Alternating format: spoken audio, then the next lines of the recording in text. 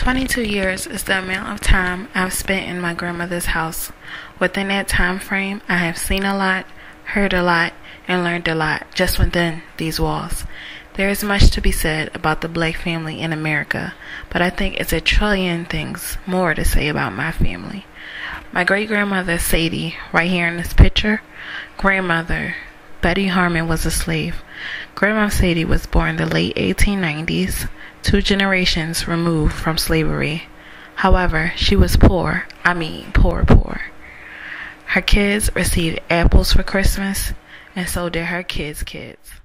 That seems unfathomable, as the only apples we receive today are the ones that come in our computers.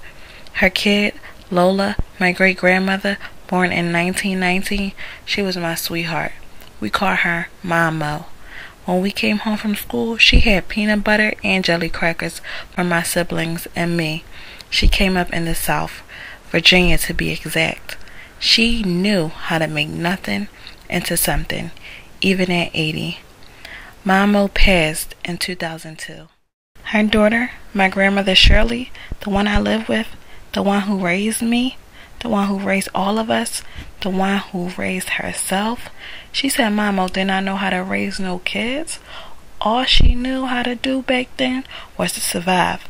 My grandmother Shirley said she did not know how to raise her own kids because Mama ain't raised her. She said that's why they all turned out crazy, even my mother. So I asked myself, what or who was to blame for this dynamic within my family?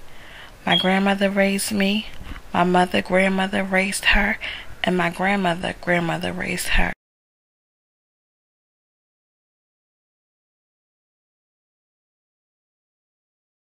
Dubois said, for the South believed an educated Negro to be a dangerous Negro, and the South was not wholly wrong, for education among all kinds of men always has had and always will have an element of danger and revolution, of dissatisfaction and discontent.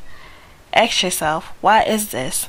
Knowing that you come from a history that boasts the achievements of ancient Nubia, ancient Egypt, and the beginning of civilization in the empires of Ghana, Mali, and Songhai from 500 to 1500 AD, right before Europeans infiltrated Africa, would bring about a certain pride and awareness, unbeknown to a person who is told comes from nothing.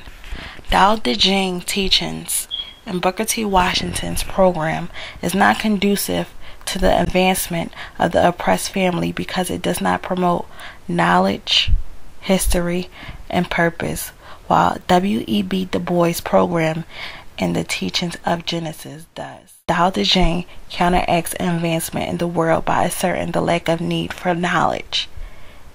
If all that you know is a lie, then how would you find your way? Daodejing encourages non-action. WEB Dubois encourages action. Action in voting, action in education, and action in knowing yourself, period.